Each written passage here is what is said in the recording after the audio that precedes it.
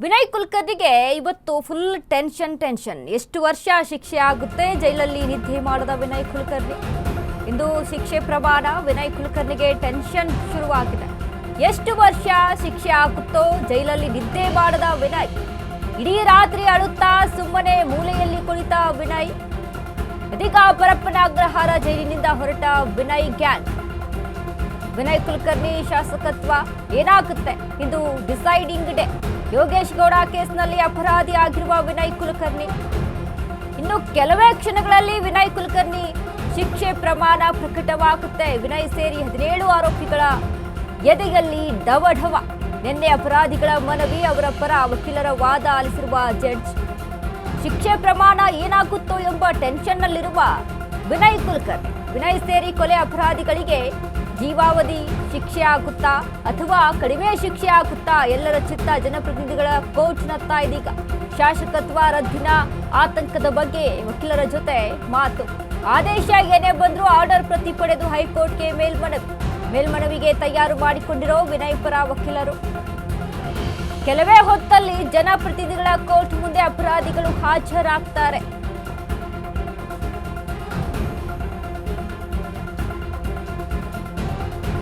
ಶಿಕ್ಷೆ ಪ್ರಮಾಣ ವಿನಯ್ ಕುಲಕರ್ಣಿಗೆ ಇದೀಗ ಟೆನ್ಷನ್ ಶುರುವಾಗಿದೆ ರಾತ್ರಿಯೆಲ್ಲ ಜೈಲಲ್ಲಿ ಅಳ್ತಾ ಇದ್ರು ನಿದ್ದೆನೂ ಮಾಡಿಲ್ಲ ಏನಾಗ್ಬಿಡುತ್ತೋ ಶಿಕ್ಷೆ ಪ್ರಮಾಣ ಹೆಚ್ಚಾಗುತ್ತಾ ಕಡಿಮೆ ಆಗುತ್ತಾ ಜೀವಾವಧಿ ಶಿಕ್ಷೆ ಆಗ್ಬಿಟ್ರೆ ಹೀಗೆ ಹಲವಾರು ಯೋಚನೆಗಳು ಮೊನ್ನೆ ತಾನೇ ಏನು ಕೋರ್ಟ್ನಲ್ಲಿ ಡಿಸಿಷನ್ ಬರುತ್ತೋ ಅಂದೇ ಕಣ್ಣೀರನ್ನ ಇಟ್ಟಿರ್ತಾರೆ ವಿನಯ್ ಕುಲಕರ್ಣಿ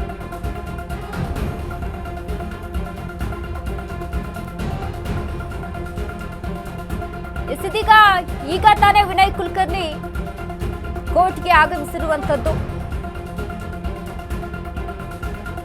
ಈಗ ತಾನೇ ವಿನಯ್ ಕುಲಕರ್ಣಿ ನ್ಯಾಯಾಲಯಕ್ಕೆ ಆಗಮನವನ್ನ ಮಾಡ್ತಾ ಇದ್ದಾರೆ ವಿನಯ್ ಸೇರಿ 17 ಆರೋಪಿಗಳು ಕೋರ್ಟ್ಗೆ ಆಗಮನ ಮಾಡ್ತಾ ಇರುವಂತದ್ದು ಇವತ್ತು ಫುಲ್ ಟೆನ್ಷನ್ ವಿನಯ್ ಕುಲಕರ್ಣಿಗೆ ಮೊನ್ನೆ ಅಷ್ಟೇ ಆದೇಶ ಹೊರಬಿದ್ದಂತ ಸಂದರ್ಭದಲ್ಲಿ ಕಣ್ಣೀರನ್ನ ಇಡ್ತಾರೆ ವಿನಯ್ ಕುಲಕರ್ಣಿ ಕುಟುಂಬದ ಸಮೇತ ಕಣ್ಣೀರನ್ನ ಇಟ್ಟಿರ್ತಾರೆ ಈಗ ತಾನೇ ವಿನಯ್ ಕುಲಕರ್ಣಿ ಮತ್ತು ಗ್ಯಾಂಗ್ ಕೋರ್ಟ್ಗೆ ಆಗಮನ ಮಾಡ್ತಾ ಇರುವಂತದ್ದು ಏನಾಗುತ್ತೆ ಹಾಗಾದ್ರೆ ಕೇಸ್ ವಿಚಾರಕ್ಕೆ ಸಂಬಂಧಪಟ್ಟಂತೆ ಏನಾಗುತ್ತೆ ಅನ್ನೋದರ ಕುರಿತಾಗಿ ಶಿಕ್ಷೆ ಎಷ್ಟರ ಮಟ್ಟಿಗೆ ಆಗುತ್ತೆ ಕನಿಷ್ಠ ಶಿಕ್ಷೆನ ಜೀವಾವಧಿ ಶಿಕ್ಷೆ ಆಗ್ಬಿಡುತ್ತಾ ಹೀಗೆ ಹಲವಾರು ಗೊಂದಲಗಳು ಹಲವಾರು ಟೆನ್ಷನ್ಗಳಿರುವಂಥದ್ದು ವಿನಯ್ ಕುಲಕರ್ಣಿಗೆ ಸತತವಾಗಿ 2015-16ರಿಂದ ಆರಂಭವಾದಂಥ ಈ ಕೇಸು ಆ ಸಮಯದಲ್ಲಿ ಕೊಲೆ ಆಗುತ್ತೆ ಆ ಕೊಲೆಯನ್ನ ಮುಚ್ಚಿ ಹಾಕೋದಕ್ಕೆ ಸಾಕಷ್ಟು ರೀತಿಯಾದಂಥ ಪ್ರಯತ್ನವನ್ನ ಮಾಡ್ತಾರೆ ವಿನಯ್ ಕುಲಕರ್ಣಿ ಸ್ಥಳೀಯ ಪೊಲೀಸರು ಅವರಿಗೆ ಸಪೋರ್ಟ್ ಅನ್ನ ಮಾಡ್ತಾರೆ ಈಗ ಪೊಲೀಸ್ ಅಧಿಕಾರಿಗಳು ಸಹಿತ ಈ ಕೇಸ್ನಲ್ಲಿ ಇರುವಂತದ್ದು ಅವರು ಕೂಡ ಆರೋಪಿಗಳೇ ಆ ಎಲ್ಲ ಪ್ರಯತ್ನ ಕೂಡ ಅಷ್ಟು ಪ್ರಯತ್ನ ಹಾಕಿದ್ರು ಸಹಿತ ಮತ್ತೆ ಸಿಸಿಬಿಗೆ ಈ ಕೊಲೆ ಪ್ರಕರಣ ಹೋಗುತ್ತೆ ಸಿಸಿಬಿಯಿಂದ ತನಿಖೆ ಆರಂಭ ಆಗುತ್ತೆ ಈಗ ಕೊನೆಯದಾಗಿ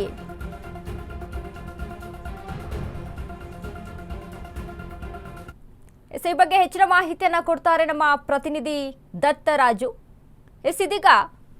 ದತ್ತರಾಜು ಗಮನಿಸ್ತಾ ಇದೆ ವಿನಯ್ ಕುಲಕರ್ಣಿ ಈ ಕೇಸ್ ವಿಚಾರಕ್ಕೆ ಸಂಬಂಧಪಟ್ಟಂತೆ ಅಂದ್ರೆ ಜೀವಾವಧಿ ಶಿಕ್ಷೆ ಆಗ್ಬಿಡುತ್ತಾ ಅಥವಾ ಶಿಕ್ಷೆಯ ಪ್ರಮಾಣ ಎಷ್ಟರ ಮಟ್ಟಿಗೆ ಆಗುತ್ತೆ ಅನ್ನುವಂಥ ಟೆನ್ಷನ್ ನಲ್ಲಿರುವಂತದ್ದು ಏನೆಲ್ಲ ಅಪ್ಡೇಟ್ಸ್ ಇದೆ ಈಗ ತಾನೇ ವಿನಯ್ ಕುಲಕರ್ಣಿ ಕೋರ್ಟ್ಗೆ ಆಗಮನ ಮಾಡ್ತಾ ಇದ್ದಾರೆ ಅನ್ನುವಂತ ಮಾಹಿತಿ ಇದೆ ಏನೆಲ್ಲ ಅಪ್ಡೇಟ್ಸ್ ಇದೆ ಈ ಬಗ್ಗೆ ವನಿತಾ ಈ ಒಂದು ವಿನಯ್ ಕುಲಕರ್ಣಿ ಅವರು ಈ ಕೊಲೆಯಲ್ಲಿ ಯೋಗೇಶ್ ಗೌಡ ಅವರ ಕೊಲೆ ಪ್ರಕರಣದಲ್ಲಿ ದೋಷಿ ಅನ್ನೋದು ಕಳೆದ 2 ದಿನಗಳ ಹಿಂದೆ ಪ್ರಕಟ ಆಗಿದೆ ಗಜಾನನ ಭಟ್ ಏನ್ ನ್ಯಾಯಾಧೀಶರು ಏನಿದ್ದಾರೆ ಅವರ ಒಂದು ಪೀಠದಲ್ಲಿ ಇದು ತೀರ್ಮಾನ ಆಗಿದೆ ಈ ತೀರ್ಪು ಪ್ರಕಟ ಆದ ಮೇಲೆ ನಿನ್ನೆ ಅವರ ಮನವಿಗಳು ಯಾರು ಆರೋಪಿಗಳಿದ್ದಾರೆ ವಿನಯ್ ಕುಲಕರ್ಣಿ ಅದೇ ರೀತಿಯಾಗಿ 17 ಜನ ಆರೋಪಿಗಳೇನಿದ್ದಾರೆ ಅವರ ಮನವಿಯನ್ನ ಕೇಳುವಂತಹ ಕೆಲಸವನ್ನು ಮಾಡಿದ್ರು ಅದರಲ್ಲಿ ಈಗ ವಿನಯ್ ಕುಲಕರ್ಣಿ ಅವರು ಆ ಕಟಕಟೆಯಲ್ಲೇ ನಿಂತ್ಕೊಂಡು ಕಣ್ಣೀರ್ ಹಾಕುವಂತಹ ಕೆಲಸವನ್ನ ಮಾಡಿದ್ರು ನನಗೆ ಈ ಜನರಿಗೆ ಸೇವೆ ಸಲ್ಲಿಸಬೇಕು ಅಂತಿದ್ದೀನಿ ನೇರವಾಗಿ ಜೀವಾವಧಿ ಅಥವಾ ಬೇರೆ ಯಾವ್ದಾದ್ರು 10 ವರ್ಷದ ಮೇಲ್ಪಟ್ಟು ಶಿಕ್ಷೆನ ಕೊಟ್ರೆ ನನಗೆ ಅವರು ಸೇವೆ ಮಾಡೋಕ್ಕಾಗಲ್ಲ ಜನರು ಕೂಡ ಆತಂಕದಲ್ಲಿದ್ದಾರೆ ಅನ್ನೋ ಲೆಕ್ಕಾಚಾರಕ್ಕೂ ಕೂಡ ಮಾತಾಡ್ತಾರೆ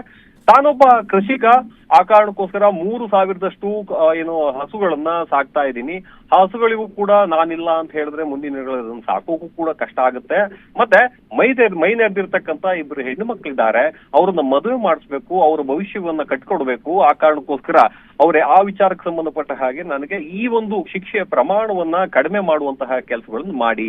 ಆಲ್ರೆಡಿ ದೋಷಿ ಅಂತ ಹೇಳಾಯ್ತು, ಆದ್ರೆ ದೋಷಿ ಅನ್ನೋದು ಬಿಟ್ಟು ಉಳಿದಿರ್ತಕ್ಕಂಥ ಶಿಕ್ಷೆಯನ್ನ ಜೀವಿತಾವಧಿ ಅಥವಾ ಜೀವಾವಧಿ ಅಂತ ಹೇಳಿದ್ರೆ ಈಗ 10 ರಿಂದ 14 ವರ್ಷ, ಟೋಟಲ್ 14 ವರ್ಷದಷ್ಟು ಸಜ್ಜೆ ಆಗುತ್ತೆ. ಅದಾದ್ಮೇಲೆ ಜೀವಿತಾವಧಿ ಅಂತ ಹೇಳಿದ್ರೆ ಲೈಫ್ ಆಗ್ಬಿಡುತ್ತೆ. ಅಂದ್ರೆ ಜೀವ ಇರುವವರೆಗೂ ಕೂಡ ಜೈಲಲ್ಲಿ ಕೊಳೆಯಬೇಕಾದಂತ ಅನಿವಾರ್ಯತೆ ಇರುತ್ತೆ. ಆ ಕಾರಣಕ್ಕೋಸ್ಕರ A1 ಮತ್ತೆ A17 ಅಂದ್ರೆ A1 ಇಂದ ಹಿಡಿದು A17 ವರೆಗೆ ಯಾವ್ಯಾವ ರೀತಿಯ ಸಮಸ್ಯೆಗಳು, ಅವರ ಆರ್ಥಿಕ ಸಮಸ್ಯೆಗಳಿರಬಹುದು, ಅವರು ಕೌಟುಂಬಿಕ ಸಮಸ್ಯೆಗಳಿರಬಹುದು, ಈ ಎಲ್ಲಾ ಸಮಸ್ಯೆಗಳನ್ನ ತುಲನೆ ಮಾಡುವಂತಹ ಕೆಲಸವನ್ನ ನ್ಯಾಯಾಧೀಶರು ನಿನ್ನೆ ಮಾಡಿದ್ದಾರೆ. ಅದಕ್ಕೆ ಸಂಬಂಧಪಟ್ಟ ಹಾಗೆ ಆರೋಪಿಗಳಿಂದ ಮತ್ತೆ ಅದೇ ರೀತಿಯಾಗಿ ಆರೋಪಿ ಪರ ವಕೀಲರಿಂದನೂ ಕೂಡ ಸಾಕಷ್ಟು ಮಾಹಿತಿಗಳನ್ನ ಮತ್ತೆ ಅವರ ಒಳಗಡೆ ಇರ್ತಕ್ಕಂಥ ನೋವಿನ ವಿಚಾರಗಳನ್ನು ಕೂಡ ತಿಳ್ಕೊಂಡಿದ್ದಾರೆ. ಆ ಮನವಿಗಳನ್ನ ಸ್ವೀಕರಿಸಿ ಈಗ ಇವತ್ತು ತೀರ್ಪು ಪ್ರಕಟ ಮಾಡುವಂತದ್ದು. ಎಷ್ಟು ಶಿಕ್ಷೆಯ ಪ್ರಮಾಣ ಎಷ್ಟು, 14 ವರ್ಷ ಕೊಡ್ಬೇಕಾ, ಇಲ್ಲ ಕಣ್ಣಲ್ಲಿ ನೀರ್ ಹಾಕಿ ಈ ರೀತಿಯಾದಂತ ಕೆಲ ಸಮಸ್ಯೆಗಳನ್ನ ಹೇಳ್ಕೊಂಡಿದ್ದಾರೆ ಅಂತ ಹೇಳಿದ್ರೆ ಅವ್ರು 2 ವರ್ಷ ಕಡಿಮೆ ಮಾಡ್ಬೇಕಾ, ಈಗಾಗ್ಲೇ ಜೈಲಿಗೆ ಹೋಗಿದ್ರೆ ಆ ಜೈಲಿಗೆ ಹೋದಂತದ್ರಲ್ಲಿ ಎಷ್ಟು ಇನ್ನು ಡಿಡಕ್ಟ್ ಮಾಡುವಂತಹ ಕೆಲಸವನ್ನು ಮಾಡ್ಬೇಕು, ಈ ಎಲ್ಲಾ ವಿಚಾರಗಳನ್ನ ತೆಗೆದುಕೊಂಡು ಏನ್ ಮಾಡ್ಬೇಕು ಮುಂದೆ ಅನ್ನೋದನ್ನ ಸ್ಪಷ್ಟವಾಗಿ ಇವತ್ತು ಗಜಾನನ ಭಟ್ ಅವರು ಒಂದು ತೀರ್ಮಾನವನ್ನು ತೆಗೆದುಕೊಳ್ತಾರೆ. ಇದು ಫೈನಲ್ ಆಗಿ ಡಿಸಿಷನ್ ಬರುತ್ತೆ ಇವತ್ತು 12 ಗಂಟೆ ಅಥವಾ 1 ಗಂಟೆ ಒಳಗಡೆ. ಪರ್ಟಿಕ್ಯುಲರ್ ಆಗಿ A1 ಇಂದ ಹಿಡಿದು A17 ವರೆಗೂ ಕೂಡ ಯಾವ್ಯಾವ ವ್ಯಕ್ತಿಗಳಿಗೆ, ಆರೋಪಿಗಳು ಯಾರ್ಯಾರಿದ್ದಾರೆ ಅವರಿಗೆ ಸಪರೇಟ್ ಆಗಿ ಅವರ ಒಂದು ಮನವಿಯನ್ನ ನಿನ್ನೆ ಸ್ವೀಕರಿಸಲಾಗಿದೆ. ಅವರಿಗೆ ಎಷ್ಟೆಷ್ಟು ಶಿಕ್ಷೆಯ ಪ್ರಮಾಣವನ್ನು ನೀಡಬೇಕು ಅನ್ನೋದನ್ನ ಸ್ಪಷ್ಟಪಡಿಸುವಂತಹ ಕೆಲಸವನ್ನ ನ್ಯಾಯಾಧೀಶರು ಮಾಡ್ತಾರೆ. ಒಟ್ಟಿನಲ್ಲಿ ಇವತ್ತು ಸೆನ್ಸೇಷನ್ ಆಗಿರ್ತಕ್ಕಂಥ ವಿಚಾರ ಮುಂದೇನಾಗುತ್ತೆ ಅನ್ನೋದನ್ನ ಕಾದ್ ನೋಡ್ಬೇಕಾಗುತ್ತೆ ವನಿತಾ.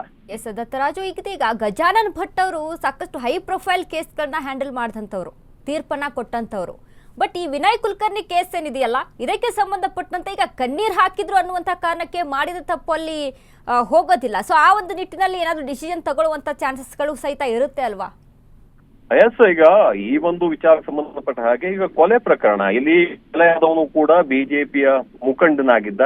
ಇನ್ನೇನು ಸ್ವಲ್ಪ ದಿನ ಬಿಟ್ಟಿದ್ರೆ ಜಿಲ್ಲಾ ಪಂಚಾಯಿತಿಯಿಂದ MLA ಸ್ಥಾನಕ್ಕೆ ಎಲೆಕ್ಷನ್ಗೆ ನೀಡುವಂತಹ ಕೆಲಸವನ್ನ ಯೋಗೇಶ್ ಗೌಡ ಮಾಡ್ತಾ ಇದ್ರು.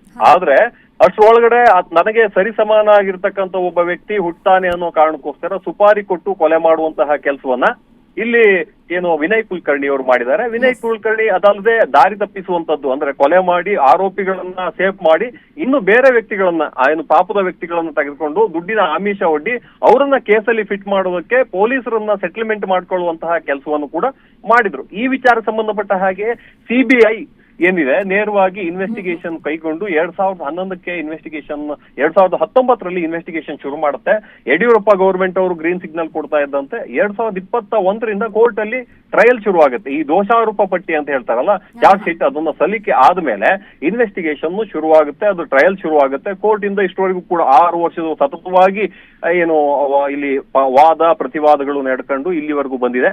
ಆ ದೋಷಾರೋಪದ ಪಟ್ಟಿ ಮತ್ತೆ ಈ ಸಾಕ್ಷ್ಯಗಳ ಹೇಳಿಕೆ ಎಲ್ಲದನ್ನು ತೆಗೆದುಕೊಂಡು FSL ರಿಪೋರ್ಟ್ ಅನ್ನು ತೆಗೆದುಕೊಂಡು ಈಗ ಒಂದು ಫೈನಲ್ ಆದಂತ ಜಡ್ಜ್ಮೆಂಟ್ ಅನ್ನು ತೆಗೆದುಕೊಂಡಿದ್ದಾರೆ. ಇನ್ನು ಈಗ ಹೇಳುವಂತದ್ದು ಸಣ್ಣ ಪುಟ್ಟ ನಿನ್ನೆ ಮನವಿ ಮಾಡ್ಕೊಂಡ್ರಲ್ಲ, ಅದು ತೇಪೆ ಹಚ್ಚುವಂತಹ ಕೆಲಸವಷ್ಟೇ. ಆರೋಪಿಯಾದವನು ತನಗೆ ಆ ರೀತಿಯಾದ ಸಮಸ್ಯೆ ಇದೆ, ಆರೋಗ್ಯದ ಸಮಸ್ಯೆ ಇದೆ, ಕೌಟುಂಬಿಕ ಸಮಸ್ಯೆ ಇದೆ ಅಂತ ಹೇಳಿ ಅದನ್ನ ಲೇಪ ಮಾಡುವಂತಹ ಕೆಲಸಗಳು ಮಾಡ್ತಾರೆ. ಆದ್ರೆ ಇಲ್ಲಿ ಕಾನೂನು ಮತ್ತೆ ಡಾಕ್ಯುಮೆಂಟ್ಸ್ ಏನಿದೆ ಅದಷ್ಟೇ ಈಗ ಆಳುವಂತಹ ಕೆಲಸವನ್ನು ಮಾಡುತ್ತೆ. ಗಜಾನನ ಭಟ್ ಅವರು ಕೂಡ ಇವತ್ತು ಆಲ್ಮೋಸ್ಟ್ ನನಗನ್ಸಿದ ಪ್ರಕಾರ ಇಲ್ಲಿ ಜೀವಾವಧಿ ಶಿಕ್ಷೆಯನ್ನು ವಿಧಿಸುವಂತಹ ಕೆಲಸವನ್ನು ಮಾಡ್ತಾರೆ. ಯಾಕಂದ್ರೆ IPC ಸೆಕ್ಷನ್ 302 ಹೇಳೋ ಪ್ರಕಾರ ಕೊಲೆ ಅಂತ ಹೇಳಿದ್ರೆ ಆ ಕೊಲೆ ಪ್ರಕರಣಕ್ಕೆ ಜೀವಾವಧಿಯಷ್ಟೇ ಫೈನಲ್ ಆಗಿರ್ತಕ್ಕಂಥ ಒಂದು ಜಡ್ಜ್ಮೆಂಟ್ ಅನ್ನೋದು ಸ್ಪಷ್ಟವಾಗಿ ಗೊತ್ತಾಗುತ್ತೆ ವನಿತಾ. ಓಕೆ, ಥ್ಯಾಂಕ್ ಯು ದತ್ತರಾಜ್ ನಿಮ್ಮೆಲ್ಲ ಅಪ್ಡೇಟ್ಸ್ಗಾಗಿ.